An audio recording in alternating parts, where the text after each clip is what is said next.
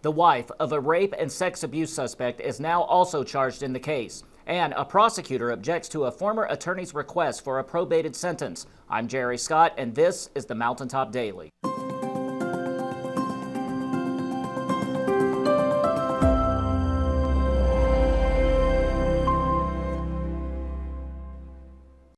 A second person has now been charged in a case that saw a Pikeville man arrested for rape and incest back in April.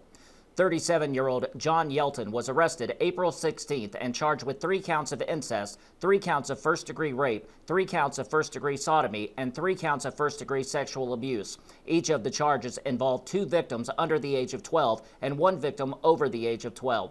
But last Thursday, a Pike County grand jury returned an indictment in the case not only against Yelton, but also his wife, 34-year-old Danielle Keynes. In the indictment, the grand jury dropped the incest charges, but added an additional count of each of the other charges involving a victim under the age of 12.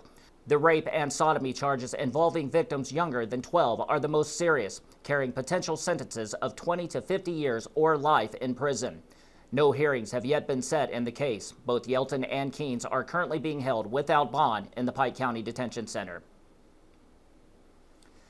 The prosecution has now gone on record as opposed to a former assistant county attorney's request that he be given probation for his evidence tampering conviction. 50-year-old Donald Kyle Deskins of Kemper was indicted in 2023 on charges of murder and evidence tampering for the 2021 death of his wife, Judith Deskins.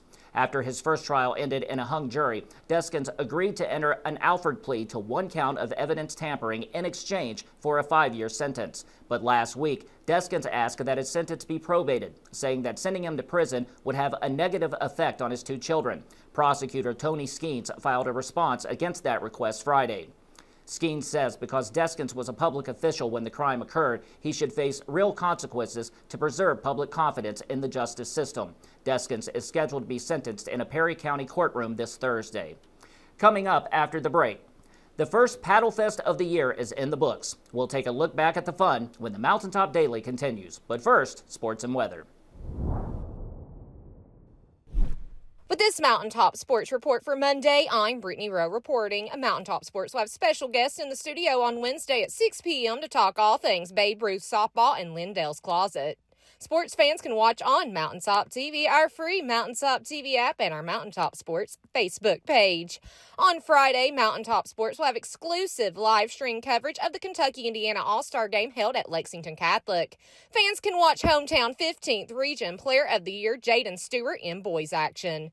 For the latest area high school and college sports news, remember to check us out at mountain-topsports.com or check us out on Facebook, X, and TikTok. Reporting for Mountaintop Sports, I'm Brittany Rowe. Have a great Monday, sports fans.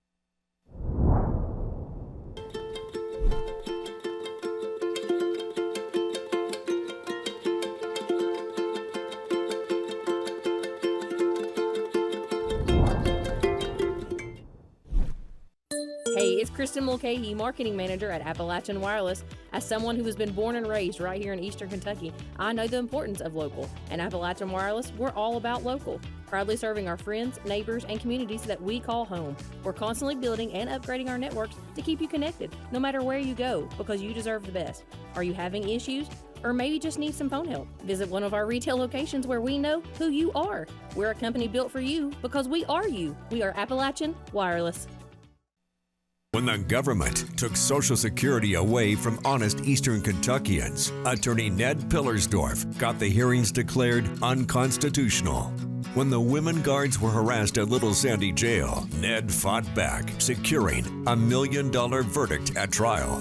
And when the state tried to shut down Cordia School, Ned fought back and kept the school open. Attorney Ned Pillersdorf fights for the underdog, and he's ready to fight for you. A sure sign that warmer weather is here to stay is when Paddle Fest launches for the season, as happened this past Saturday. Robin was there to cover the fun and spoke with one of the founders of the event about how it all started. Despite the threat of rain, a decent crowd showed up this past Saturday for the first Levisa Fort Paddle Fest in Prestonsburg. Outdoor enthusiast and founder Don Fields shared how Paddle Fest got started several years ago. Myself and one of the former mayors, Jerry Fannin, He was the mayor of Prestonsburg at the time. We came up with the idea to do a race on the river, a river race. And the very first year, Jerry, along with another person, I don't remember who was with him, they raced against the mayor of Paintsville. So it was actually, we kind of started out as a joint venture with Prestonsburg and Paintsville Tourism. And we probably had 20, 30 boats on the water. And it was a 16-mile river race. Fields added that Paddlefest was also a triathlon for a few years, but now it's a leisurely event that all ages and skill levels are invited to participate in. He shared his love for the sport and why everyone should try it out. Kayaking, well, the serenity of kayaking. It's quiet. You can paddle right up to wildlife, birds and deer. If you see them on the shore, they don't see you as a threat. And I noticed that many years ago, and it's quiet. It's good exercise. It's a lot of fun. You can make kayaking as hard as you want to, like if you want to race, or you can just paddle at your own speed and take your time and enjoy it. The most fun thing about the river is that, I've lived here most of my life, and you're on the river and you're trying to figure out where you are in relation to everything else. I mean, you're obviously familiar with the roads and other things, but that's a lot of fun. Paddlefest takes place once a month. Dates and details can be found on the Prestonsburg Tourism Facebook page. Reporting for Mountaintop News, I'm Robin Tillman. That will do it for this edition of the Mountaintop Daily. Be sure to check us out at 6 p.m. every weekday on Mountaintop TV, the Mountaintop TV app, and the Mountaintop News Facebook page. With your Mountaintop Daily, I'm Jerry Scott for Mountaintop News.